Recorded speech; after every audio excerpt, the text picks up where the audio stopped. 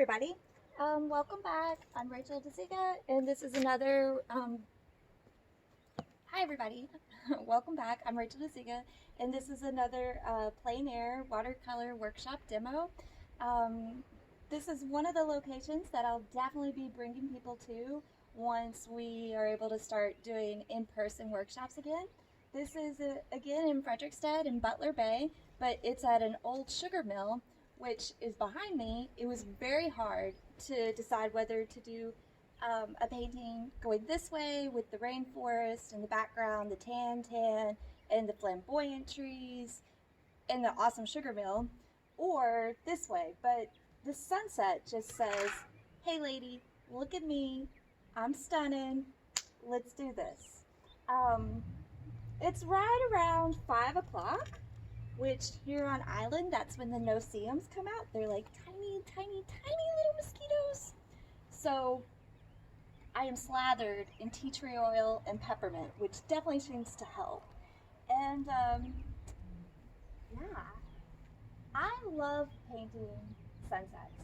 So today, unlike some of the other videos where we've worked around mid-morning and the ocean is just like vibrantly saturated with dark blues and beautiful turquoise undercolors coming into the shore. It's just this flat color, shimmery and beautiful, which if you haven't checked out one of my videos before, for the most part, I have a selection of like cheapy watercolors, some iridescence, which will go great here, and then more expensive, nice Venetian watercolors. And I kind of mix them. I like some for coverage, and the cheapies are so great for going on really lightly. You don't have to be an expert and not screw them up. Like, you cannot go too dark. The really nice Venetian ones are great because they're highly pigmented, so when you want to get really bright colors, then you can. That's a little bit about materials. And I always bring some paint pens, and then also a lot of different brushes, and of all sizes. I like to have lots of materials. So back to this like OMG beautiful sunset. This has been the best thing about doing this workshop in Fredricksted is there's a beautiful sunset almost every night. You're on the back side of a rainforest, so you get these little sprinkles during the day, and by this time it all clears up and it provides you with this just 360 view of huge fluffy clouds and nice little pink shadows coming in while the sun's going down. I will say that it always seems that when I don't bring my paints or my camera, that's when the sunset is most spectacular. But those are those wonderful moments that are just there for you to enjoy. So back to this. Yeah, I think you could almost just stick in like a beautiful soft cool gray with an iridescent silver on top of this, and you'll get that nice shimmer. As for the sky, I really want to focus on building up clouds while also maintaining these white spaces. I do always have gouache and gel white pens, so if you are like, oh man, I can't get that vibrancy because I lost it in my washes, we can always do it on the back side, on the back end. So let's get to town, because if we don't, we will lose this light. And I just have plain watercolor paper. I bring clips, clipped down to a board, nice and easy. And primarily as a rule, it's best if you never start straight in the middle. It feels very much like this horizon line is in the middle of my field of view, but I'm going to move it slightly so I have a lot of sky, because that sky is just saying like, yo baby, look at me. Another thing that to just note about doing sunsets is they move, or they change. I mean, the clouds are moving, but the overall composition is changing so fast that it's very challenging to catch it. And of course, we can all be looking at the same sunset and no one's painting is going to be the same. And that's super awesome. But also, like the act of looking over what will probably be an hour video that we're doing, I'm going to have so many differences. My biggest problem is that I keep wanting to change things because I'm like, oh, it's getting more spectacular. Ooh, it's getting even more awesome. So what I'm going to do, because I know myself, I know I have that issue, I'm going to put in most of the foreground first and then save my sky, because probably right when it gets down to the bottom is when it's going to be like super awesome. If you see me doing this and this, it's because the no-see-ums love me. I'm delicious. Okay, so let's go ahead. I know I want more than half for my sky, so I'm going to probably put my water there. I want a lot of water as well. And I'm kind of really not even picking up any fresh paint. I always have little areas on here where there's a mixture of tonal values. And my little area where it's dried up mixtures of tonal values from doing more saturated ocean paint or sea paintings, I'm kind of picking up those tones. And it looks like it's a little bit of a dirty, muted, seafoam greenish color. And that will work for me right now. And this is the hardest part with doing the videos, is I have not gotten a straight horizon line while painting it this way once. I probably won't. This is a very difficult way to try to paint something straight, but that's fine. Again, in my opinion, plein air is more about enjoying being in nature and learning to look and see, noticing differences, really feeling with your eyes how things evolve over time. Such a short amount of time too. So I know I want that bluer, which is actually, I say bluer, but what I probably am meaning is just cooler. And I have some iridescent silver that I'm going to put a little bit of cobalt, and I'm mixing it again back into my little area that's very diluted. I'm using a nice brush that's pretty wet, and going this way to kind of glaze, but really the water's going this way, so I'm going to go ahead and throw it in this way. This is a much easier stroke to do and show you guys this way, because the water is falling across just like that.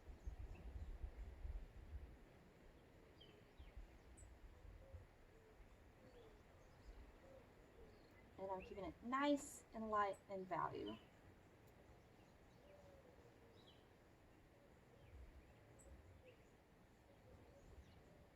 That's the biggest secret of watercolor. Keep it nice and light in value. I know I've talked about this so many times, but it's really hard to do.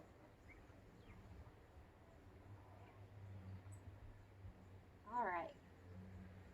Okay, I like that for that's going to be my water. For the rest is going to be sky. For these foreground bushes, I'm going to take something smaller just because I don't want to get out of control. And I'm going to make a really dark, sort of, again, muted green. You can kind of think of something that's like a bit of a sap with umber. And honestly, maybe I might even throw a little dab of violet in there to knock down any, Another great tip, if you're trying to knock down vibrancy of a color, just use the complementary. So much easier than trying to figure out how to mix exactly, like if something, which this color originally, it just felt too green. totally such a thing as too green. So I'm just getting some of these whiffy whiffs. Nothing too serious. Just kind of throw them in here. Gotta remember we are in the rainforest. Things are crazy out here.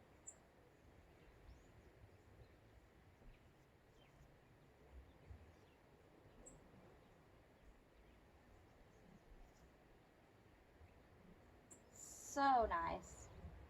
It is lovely being out here though. It's so nice having fresh fruit trees everywhere. Waking up to the sound of birds. This is some interesting little bush shapes that I don't really want to lose. And I think that's enough for what I want right now.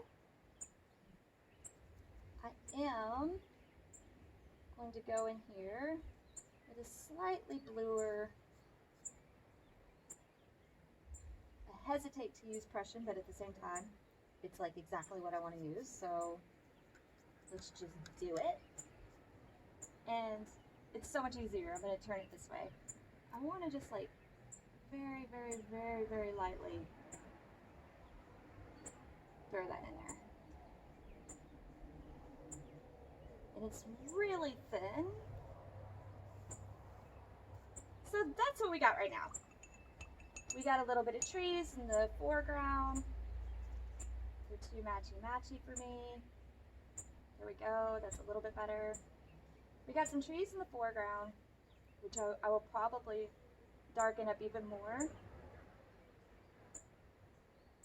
And we got us some water, and then we got a lot of space for nice, big, fluffy clouds. So let's talk about these clouds, because oftentimes one thing that people have issues with is repetitive strokes. I'm a victim of repetitive strokes as well. Sometimes it just feels really good to be like, and I'm left-handed, so automatically all my strokes want to go downward, which, I mean, typically just feels weird when you look at things because right-handed people have a tendency to pull their strokes upward. But the thing is, both are wrong. We shouldn't just consistently make the same type of stroke marks. And skies and nature in general really challenge you to think outside the box of how you use your arm in connection with your eyes. So here we see that there's this beautiful just woof, pull around. I want to get that feeling, even if it's not exactly the same shapes. If I am able to capture that feeling and that motion, then I'll be successful. Through the clouds back there, there's such beautiful, bright hints of color. So what I need to make sure that I do is save some space, some white space, some nice white spaces back there. And I want to keep them just completely white, because most likely what I will do is keep them completely white, and then around my clouds, I'll highlight them with just the Venetian watercolors that are very saturated pigment.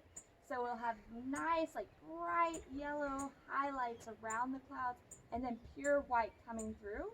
I could even pull that yellow Venetian through the clouds a little bit to give a little bit of sunburst effect. Through here, I need to keep a lot of white space. Even where I have these beautiful pink clouds popping up, I need to make sure that I leave that white space, or I will never really be able to obtain that tonal value. So that's my challenge. Let's see if we're able to do it. I am still, even though I'm rocking some interesting, crazy cloudscape, I'm going to use a big brush. And this might not seem like such an interesting composition, just this flat and then the sky. But here, there is an insane amount. I mean, everywhere I look, there's this beautiful curve here, all these trees, water there. Again, the sugar mill. I know behind me you can see all the way to the lighthouse corner. So it's really nice because it's a place where multiple people could paint and there's lots of good views. This is the view I chose. Call me basic. Is what it is. Alright. So, first, again, talking about changing up my strokes. So I'm not going this way, because this is just too likely that I'm going to make this type of stroke, which this stroke is similar to the type of stroke I made across the water. I'm going to turn it this way because I want something that's wider and it feels more open. And I want to really load my brush. So I've got like a blue that I've made that has cobalt, just a tiny, tiny, tiny hint of lavender. I mean, like the tiniest. You can really go overboard in the skies. So I got it this way, and I love this shape. And I love that it's kind of projecting. So I want to try to get that, which might be difficult because it's really quite lovely. So there's a big mass here. Ugh. You know what I'm talking about? The longer you look, it's just like, hello.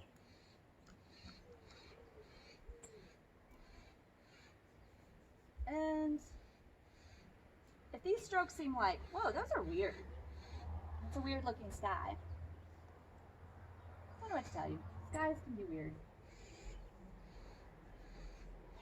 And I am going to cover in a lot of this side space. So I'm leaving this area really to play. I don't want to have I don't want it to be super patchy. So in here is where we have that nice big cloud. I'm turning my brush this way because I want to try to pull this up. Because really what's going on is it's pulled out this way. So if I can make that, which is easier, I know if I flip it. And the best thing about clouds is taking your time.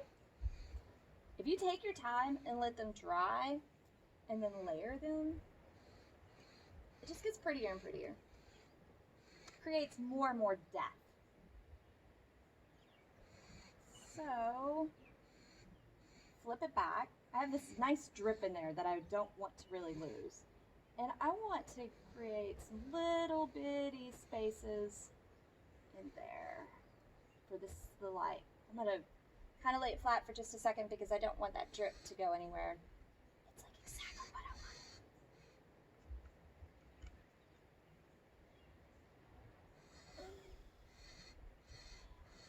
want. Now down here, ooh, I see you guys. There's like so many. I shouldn't tell you about all these no-see-ums. It's always crazy to me, the people that come to Island and no-see-ums never, ever, ever, ever bother them. I'm just like, how? I'm delicious. Which I'm not getting bit right now because I do have stuff on me.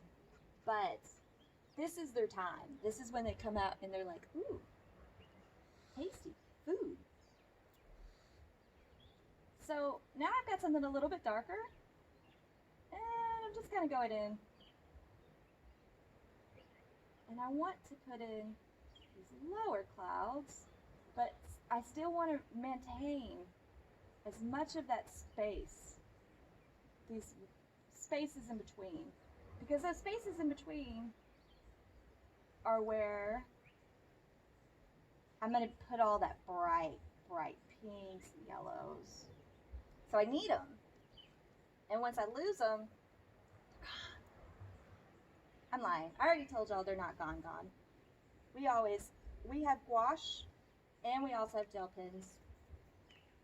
Everything can always be changed. So, I mean, to be completely honest, I'm not super upset with how this is looking right now.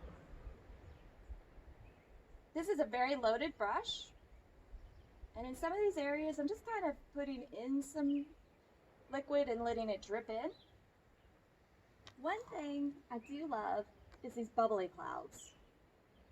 They are pretty. So let's figure out how to do bubbly clouds, huh?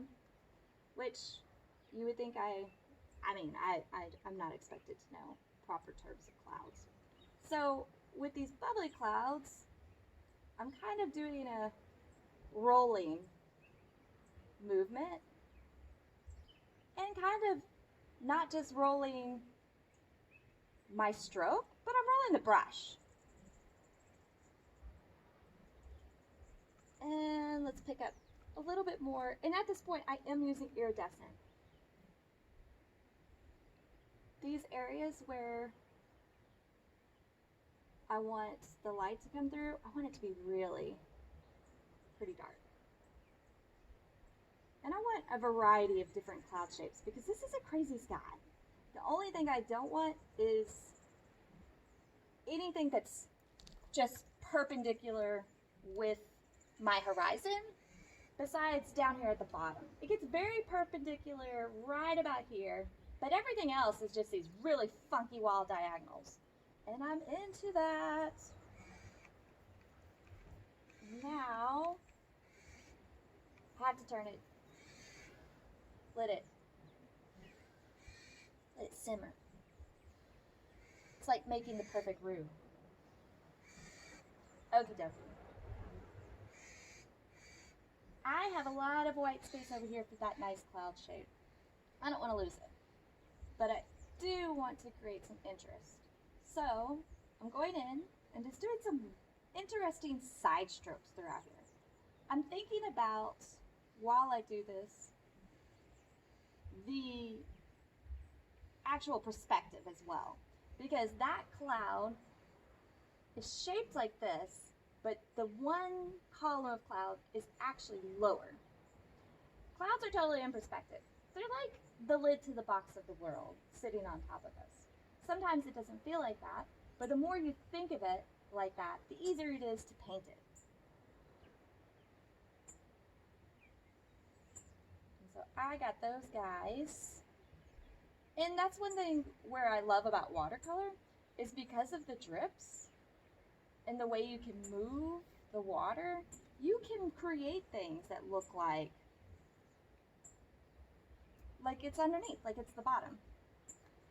Okay. And again, I'm not really changing up my different tones here. I'm really working with an iridescent silver, a little bit of cobalt, a tiny little bit of lavender. I have 3 separate little pots of color that I'm working on, and I'm building them with each other. See how much the sky's already changed? All of these clouds have moved in. We don't so much have these strong diagonals. I have the strong diagonals, and I'm going to keep them. And that's like my prerogative. So I am going to create some interesting little shapes up here, because there are some interesting little cloud shapes. And I've got this weird hole there, which is like, what? So I'm just going to do that over it. I just saw a really cute little lizard. And almost the same color that I'm using here. And I mean, this is, sorry to change topics. This is a really fun place to practice your stroke techniques,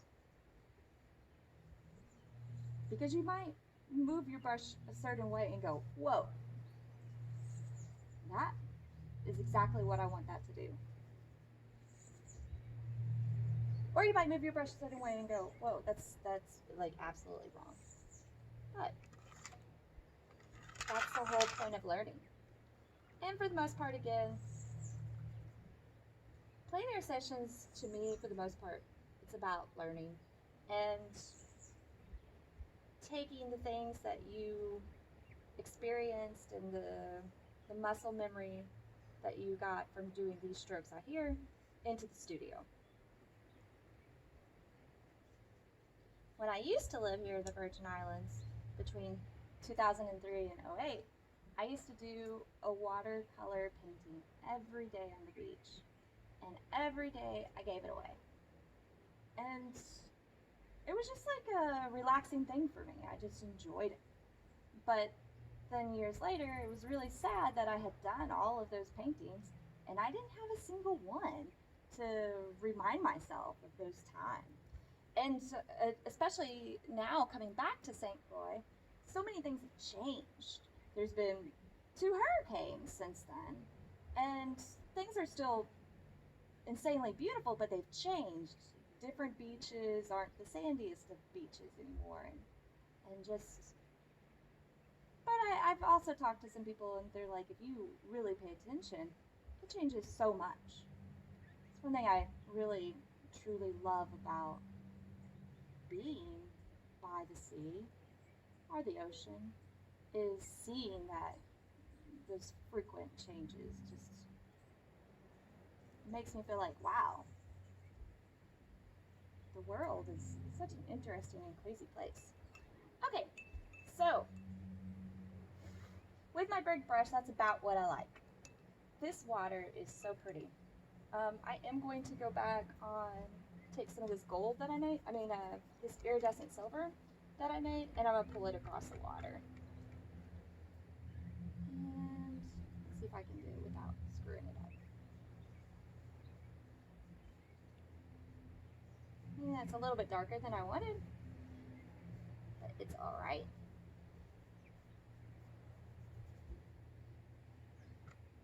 Ooh, I heard something really big. Sometimes it's scary out here. It kind of feels like Jurassic Park.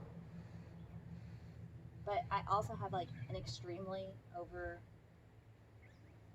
active imagination.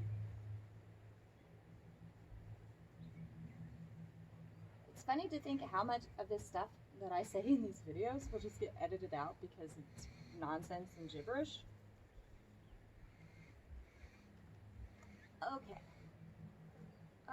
I wish y'all could see this like in realsies because this iridescent is so pretty.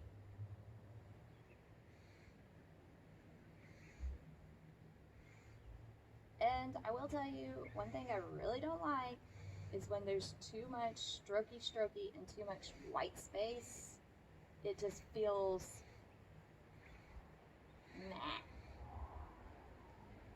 Cluttered, maybe is the word I'm looking for. So probably what I will do is go in again with these foreground bushes and stuff and make them like much more solid. It will make me happier. Brah. Pop, pretty. I mean, see what I'm talking about? Like, it changes so quickly. I do not like how dark that is. But that's okay. Everything can be fixed. Everything's okay. Number 1 rule is if it gets too wet, move on to another area, don't touch it, leave it alone for a little bit, and come back. All right, so as I was saying, it's best to work on your foreground because in about an hour, the sky is going to be like, hello, and we're getting all those beautiful pinks. I'm definitely going to put those pink tones in the water. I am actually going to try to go ahead and throw that orangey brightness in. So this is a nice pink, which I really feel works well on the water.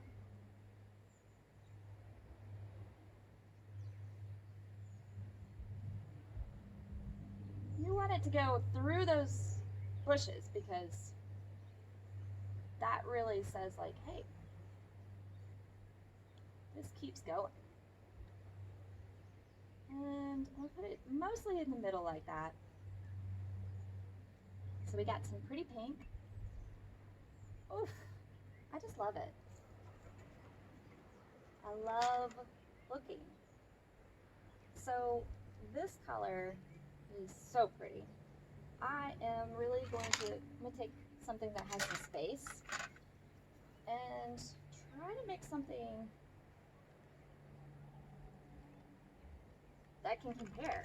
So I'm using a very bright vermilion, lemon yellow, and a wee bit of pink. Let's see where that gets me. All right. So I'm going to take this in right under this cloud. And then I'm going to take it above the cloud.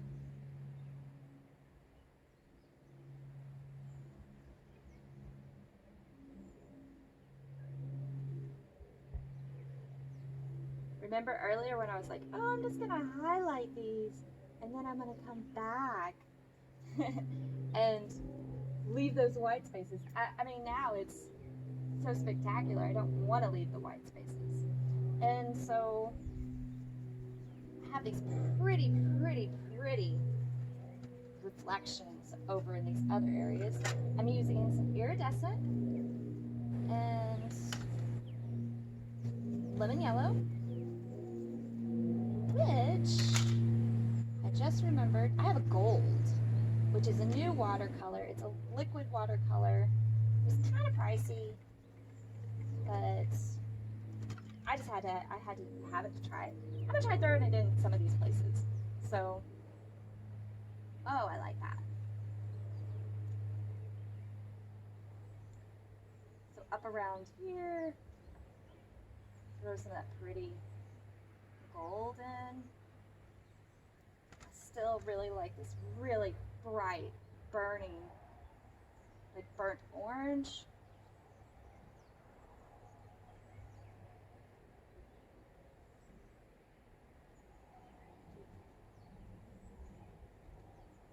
I mean, to be honest, like I already am super down with this. I'm very happy that I saved some of this space up here so I can put more paint, which I really think that probably I could just make a nice little kind of warm pink and throw it in the spaces. Up to orange. It's okay. I can remix it. It's very interesting